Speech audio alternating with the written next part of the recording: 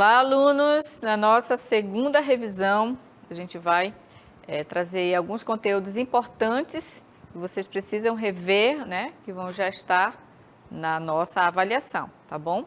Então, segue a aula para vocês e daqui a pouquinho eu retorno.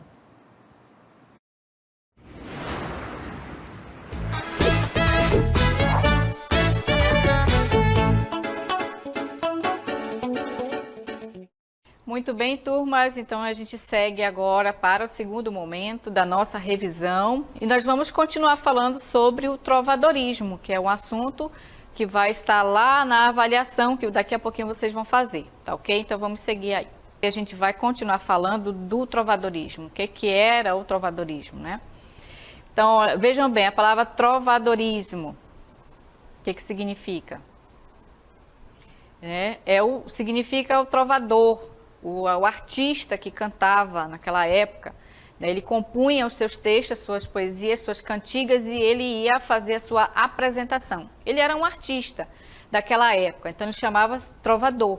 Né? E os poemas dele, ele tocava acompanhado de um instrumento chamado lírica, né, que era uma espécie de violão. Só que ele era um pouco diferente, né? Porque naquela época, imaginem aí, coloque o pensamento de vocês lá para o século XI. Com certeza vocês já estudaram lá na história. O professor com certeza deve ter falado para vocês as características de como era o mundo na época do século XI, né? A Idade Média, bem lá atrás, tá bom? Então, justamente é o que nós vamos estudar aí, ó, o gênero lírico. O que é o gênero lírico? Né? Por que ele chama-se gênero lírico? Porque o poeta ele vai expressar os seus sentimentos mais íntimos, né? Através do eu lírico, que é a voz que está ali no poema, que está colocada ali no poema. Então, ele vai expressar os seus sentimentos através desse texto, desse poema. Né? E aí, ó, ele tem esse significado gênero lírico, por quê? Porque ele acompanhava a lira. A lira é o que? Era um instrumento musical que naquela época os trovadores usavam para cantar os seus poemas. E então, a lira estava ali acompanhando, né, a apresentação desse artista. E aí nós temos aí o gênero lírico. Ele vai se dividir em poesia, em poema, soneto, né, que até hoje os sonetos ainda são muito usados, o ódio, o idílio, a elegia, a écloga, o hino, o haikai, o acróstico também, ainda tem muitos escritores que usam, né, esses tipos de poemas. E então, nós vamos ter todos esse tipo de composição poética, né, sendo que ele era acompanhado por um instrumento musical. Que no caso hoje, né, não existe mais esse acompanhamento desse instrumento no momento da declamação do poema. Então, qual é a diferença então entre poesia, poema, soneto? Será que há diferença entre essas três composições? É claro que vai ter sim algumas diferenças, né? A poesia, ela pode estar em tudo, em todas as coisas ele pode acompanhar a poesia. Ela pode estar numa obra de arte, ela pode estar numa paisagem, ela pode estar nas artes plásticas, né? Na situação do dia a dia, né? Numa fotografia. Você já viram assim, uma fotografia bonita que te desperta um sentimento, uma emoção, né? De você ver a beleza estética daquela fotografia. Então, isso é poesia. A poesia é o que te provoca algo, né? Que faz você sentir alguma coisa. Claro, seja do ponto de vista estético, bonito ou não. Né? Porque hoje em dia a gente pode encontrar muitas fotografias que vai te causar um impacto com sentido inverso, né? No sentido de espanto ou então algo que te chocou, né? Que te provocou algo ruim, não é? Então a poesia ela vai estar presente em todas essas formas de arte, tá bom?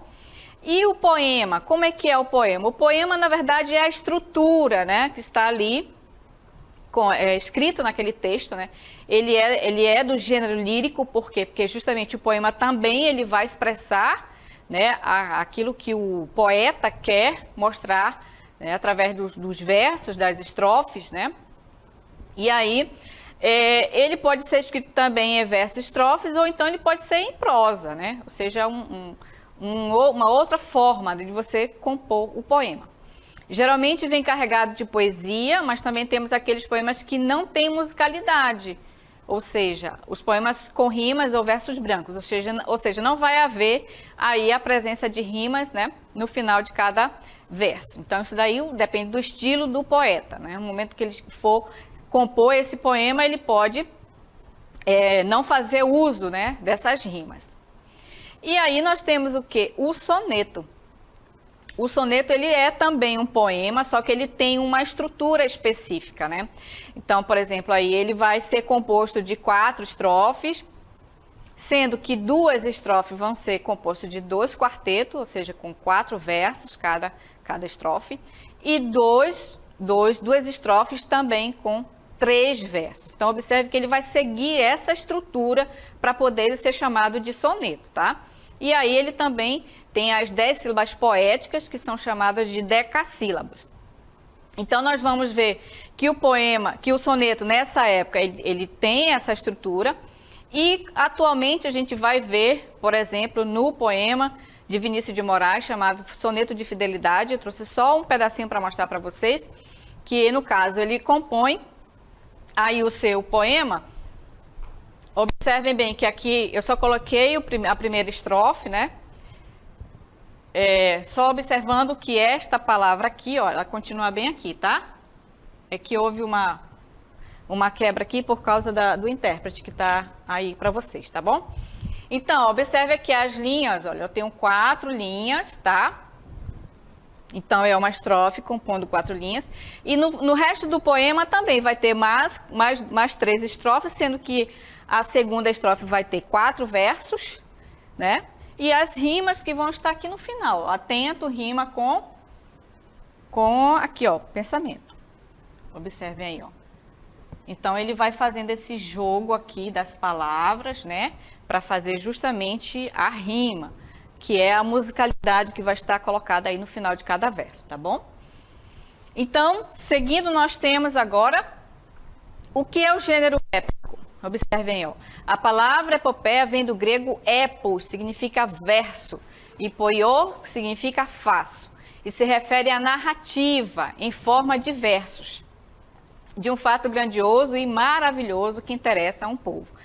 Então, essa poesia ela é objetiva, ela é impessoal, ou seja, o narrador, que é o eu lírico, que vai estar ali narrando esse poema, ele vai ser organizado em forma de poemas, tá? Qual é a diferença aí? Por que ele é chamado épico? Porque ele vai estar narrando um fato grandioso, né, e maravilhoso que interessa a um povo. Quem era esse povo? No caso aqui, do exemplo que nós trouxemos para vocês, foi do Camões, né? Que ele conseguiu justamente escrever um poema que ele é enorme, justamente contando os episódios heróicos da história do povo português, tá? Então, por isso que ele vai ser chamado de épico, porque ele é uma narrativa, né? O eu lírico vai contando a história, né, desse povo. Quando ele diz lusitano, tem a ver com os portugueses, ó. As armas e os barões por mares nunca antes navegados. Então, justamente foi o que eles fizeram, né? Nas grandes navegações, eles ousaram atravessar o Atlântico, né, com os seus navios. E aí, claro, eles estão contando aí o que eles fizeram nessa época, não é? Então, ele vai contar toda essa história do povo português por meio de um poema, tá? Obedecendo às rimas, né, as estrofes, tudo direitinho, bem bonitinho, organizadinho. Só que na essência, né, do poema, ele vai estar sendo contado uma história, né, a história de um povo. Por isso que ele é chamado de épico. Aqui no Brasil nós temos também, tá? Então aqui, olha, seguindo aqui o poema, né? Vamos seguir mais um. Vamos pular agora para o gênero dramático. O que significa o gênero dramático? Ele significa drama, que em grego significa ação. Observe aqui a ação. O que significa essa ação? Ao gênero dramático pertencem os textos em poema ou em prosa, também no caso aqui, né, feitos para serem representados, onde os atores vão estar onde? Em um palco, fazendo a sua apresentação de um texto dramático, de um texto dramático. Eles vão representar, como sendo atores, eles vão fazer uma representação daquele texto. Aí, claro, vai ter um diretor que vai estar ali dirigindo o que eles têm que fazer, né? Vai ter o cenário, que o cenógrafo vai tomar conta, né, de como vai ser esse cenário, e os atores, né, que vão estar ali para representar esse texto, né? Ele significa drama porque ele vai ter ação, né? Os atores vão ter que atuar, vão ter que fazer, né, incorporar os personagens nesse tipo de texto.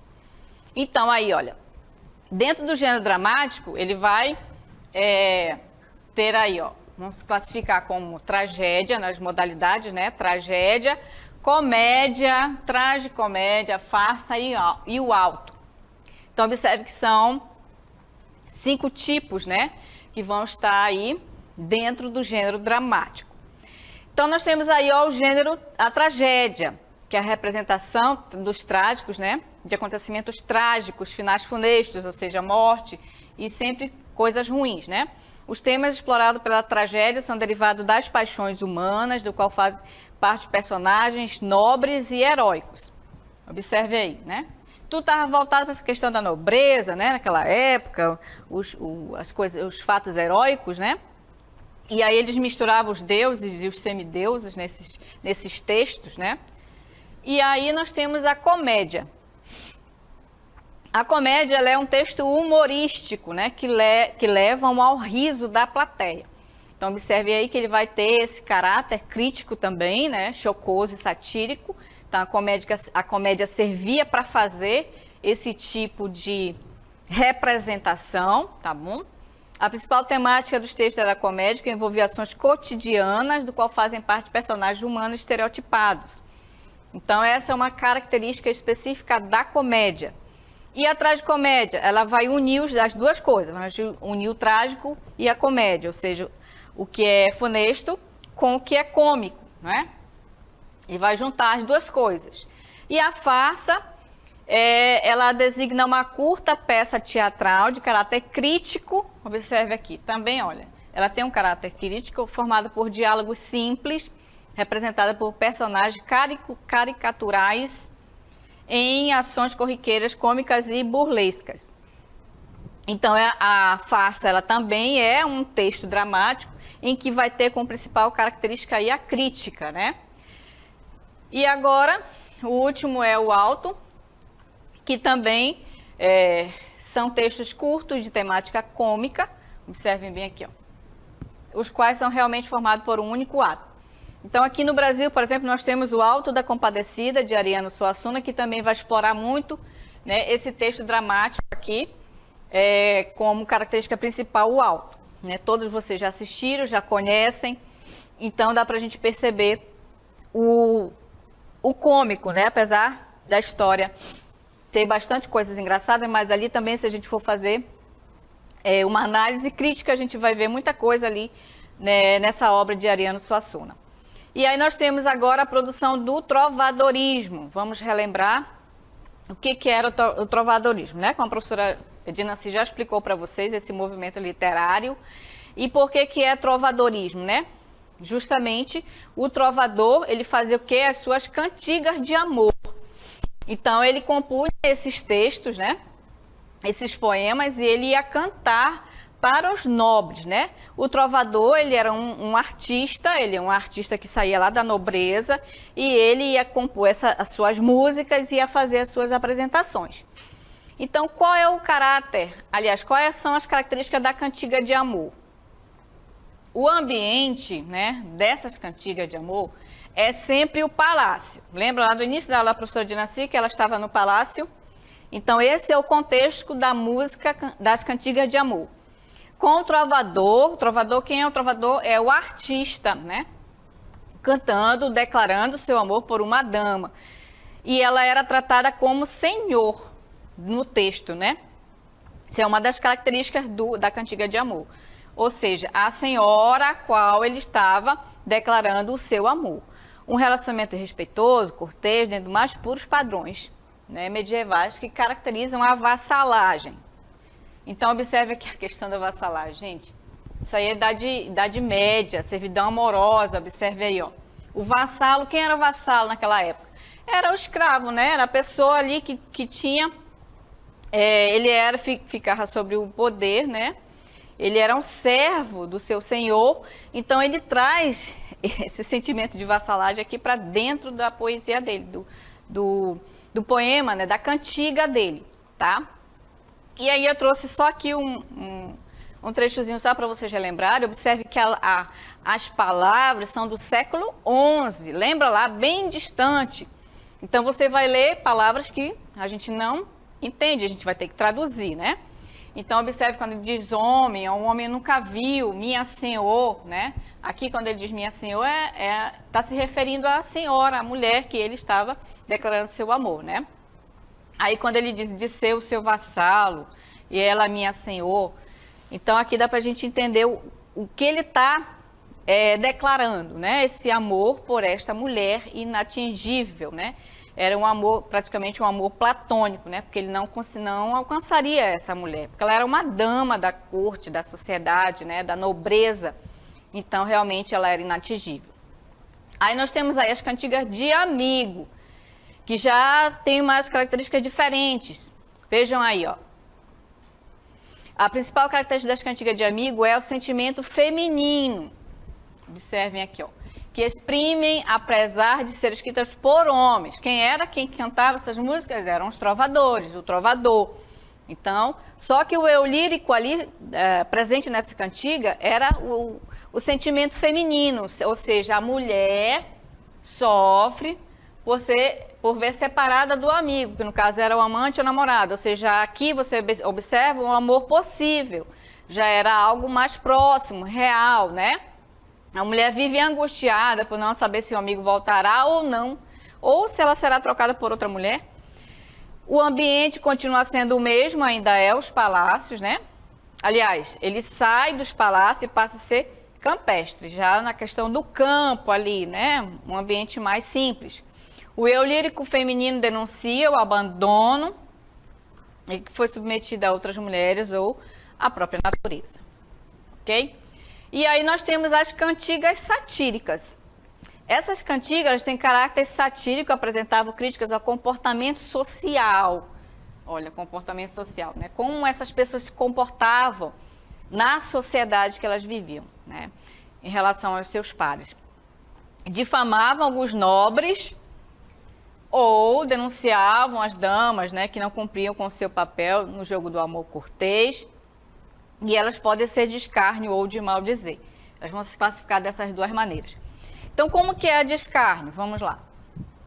O trovador, quem é o trovador? O artista que ia lá, né, apresentar suas cantigas, só que ele ia criticar alguém por meio de palavras de duplo sentido, ou seja, ele dizia uma coisa, mas estava dizendo, se referindo a outra, para que não sejam facilmente compreendidas.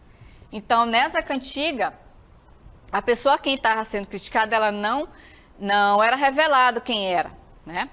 E o efeito satírico que caracteriza essas cantigas é obtido por meio de ironias. Ironias, que significa ironia? Você está dizendo uma coisa, mas significa outra. Os trocadilhos e os jogos semânticos das palavras eram importantes justamente para não revelar a pessoa que estava sendo criticada, ok? E as cantigas de maldizer? O trovador faz suas críticas de modo direto, explícito, identificando a pessoa satirizada. Então, ele dizia o nome dessa pessoa. Essas cantigas costumam apresentar linguagem ofensiva, né? Ofendia a pessoa. Palavras de baixo calão. Então, aqui era bem pesado a coisa, né? Muitas vezes tratam das indiscrições amorosas de nobres e membros do clero. Observe que aí, ó, os nobres e os membros do clero eram as pessoas da igreja, né? Os padres, os sacerdotes lá, quem cometia os seus delitos, né? Porque naquela época a sociedade era muito hipócrita, como até hoje é, né? Então, nós temos aí o classicismo. Vamos agora pular do trovadorismo para o classicismo. Um momento bastante importante também, porque é um momento de transição aí, né?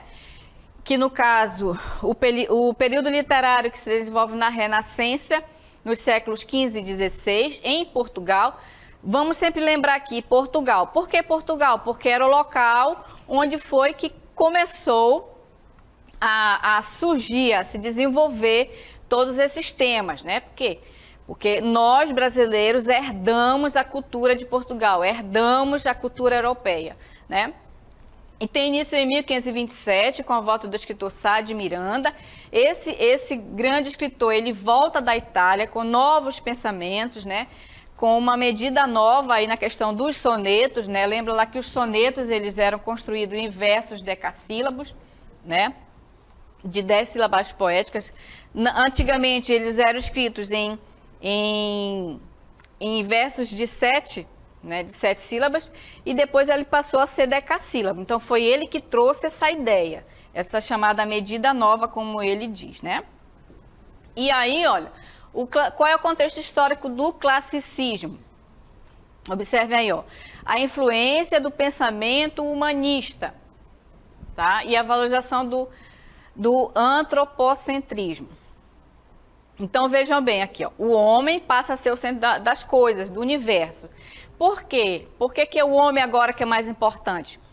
Porque começou-se a valorizar o racionalismo, a forma do homem pensar, do homem raciocinar e questionar as coisas da realidade. Não mais explicar as coisas com uma visão religiosa, só que Deus, né? Deus vai explicar antigamente no teocentrismo, explicava-se as coisas, os fatos do mundo, da vida do homem e de todos os acontecimentos que ocorriam, sempre era Deus que fazia, era explicar através de Deus, era Ele que fazia todas as coisas. No antropocentrismo, o homem se torna esse centro. Aí o homem vai questionar todas as coisas na questão social, cultural e do meio, né, em que ele vivia. Ele vai passar a questionar, a raciocinar, a explicar as coisas não mais pelo ponto de vista da religião, e sim pelo ponto de vista da ciência, tá, gente? Então aqui, ó, entra justamente a questão da reforma protestante, né, que o protestantismo vem justamente contrapor o dogma, né? Os dogmas católicos, aquilo que a Igreja Católica colocava como verdade, o protestantismo vem contrapor, vem dizer não é assim. Nós temos agora uma nova visão da questão religiosa.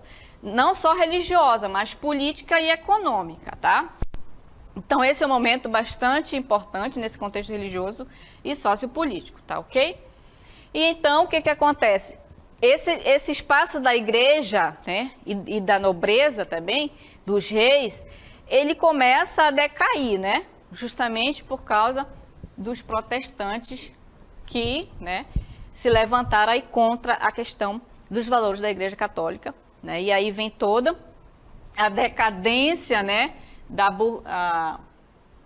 a decadência da Igreja Católica e dos próprios reis, da nobreza, versus a burguesia protestante, justamente as pessoas que começaram a crescer, a ficarem ricos, né, no caso os burgueses, e aí começou toda uma mudança, uma transformação.